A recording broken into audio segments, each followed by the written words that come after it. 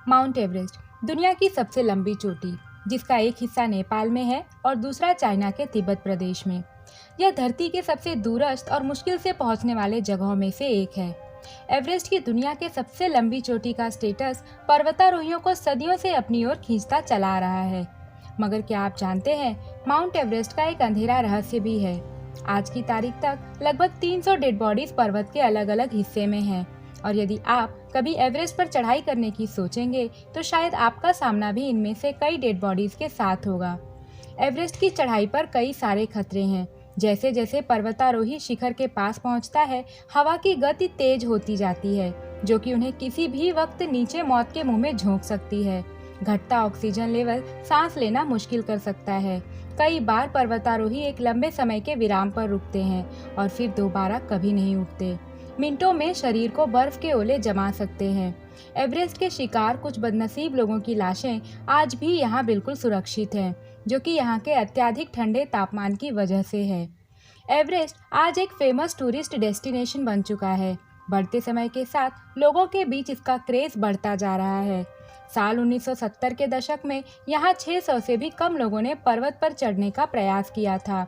साल 2000 के दशक में 4000 से ज़्यादा प्रयास किए गए और 2010 के बाद 5000 से ज़्यादा लोगों ने प्रयास किया, जो कि साल 1970 के मुकाबले लगभग 8 गुना ज़्यादा है।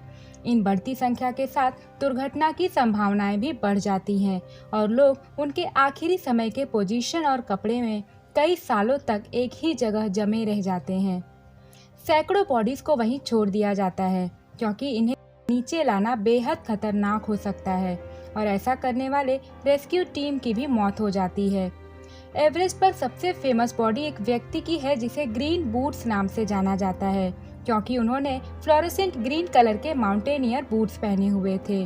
उनकी आइडेंटिटी कभी ऑफिशियली कंफर्म नहीं की गई, पर वे शायद इंडियन क्लाइंबर सेवांग पलजौर हैं, जो कि साल 1996 में पर्वतारोहण करते वक्त गुम हो गए थे। यह साल पर्वतारोहियों के लिए काफ़ी ज़्यादा खतरनाक रहा और इस साल 15 लोगों की जान गई थी।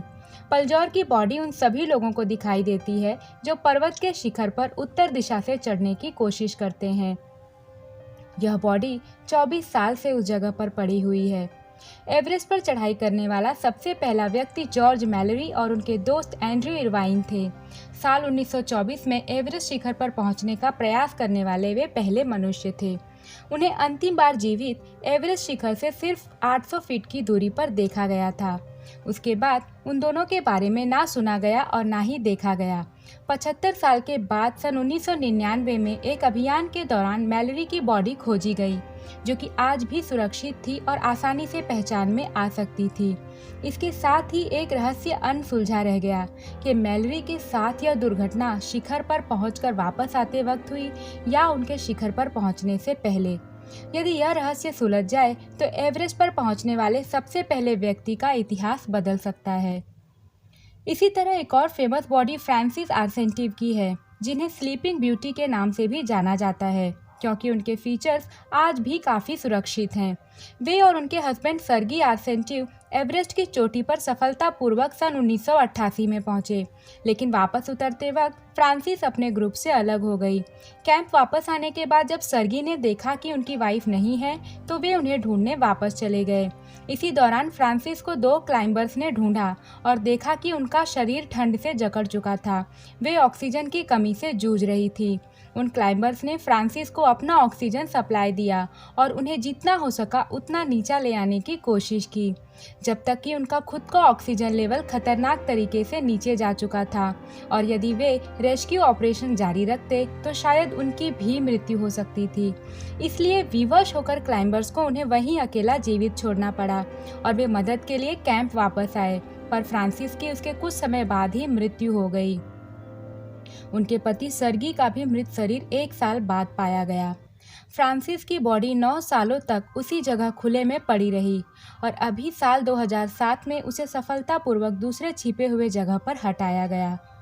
संभवतः डेविड शार्प की कहानी भी कुछ ऐसी ही है। साल 2006 में उन्होंने सफलतापूर्वक एवरेस्ट शिखर की चढ़ाई पूरी की और यह उन्होंने अकेले किया, बिना किसी गाइड की मदद के। उनके पास ज़्यादा सप्लीमेंट्री ऑक्सीजन बॉटल्स भी नहीं थे और ना ही वे इमरजेंसी में उपयोग के लिए कोई रेडियो ले आए थे। उन्होंने शिखर से नीचे उतरने की शुरुआत शाम होते होते की और जब रात होने लगी तो एक गुफा के पास आसरा ले लिया, जो कि ग्रीन बूट बॉडी के पास ही था। शार्प के पास उपलब्ध ऑक्सीजन धीरे धीरे खत्म होने लगा और उनका शरीर पूरी तरह से ठंड में जमने लग गया। अगले दिन सुबह करीब 40 पर्वतारोही उनके पास से गुजरे, पर लोगों ने उन्हें मरा हुआ समझकर उन पर ध्यान नहीं दिया और जिन्होंने ध्यान दिया वे ज़्यादा कुछ कर नहीं पाए, क्योंकि शार्प काफ़ी ज़्यादा हद तक जम चुके थे और उन्हें मदद करने का मतलब रेस्क्यू टीम की भी मौत होना था। कुछ समय बाद डेविड शार्प की मृत्यु हो गई, उसी जकड़े और बैठे हुए पोजीशन में। एवरेस्ट के अंधेरे और भीषण रहस्य को दर्शाती ये 300 लाशें उसके शिखर पर पहुंचने वाले पर्वतारोहियों के द्वारा एक लैंडमार्क के रूप में देखी जाती हैं। एवरेस्ट की खोज खतरनाक हो सकती है और यह भी दर्शाती है कि मनुष्य का जीवन कितना नाजुक और क्षणभंगुर है। वीडियो यदि अच्छी लगे तो इसे लाइक करें और हमारे चैनल को सब्सक्राइब करना ना भूलें। तब तक के लिए मिलते हैं एक और इंटरेस्टिंग वीडियो के साथ।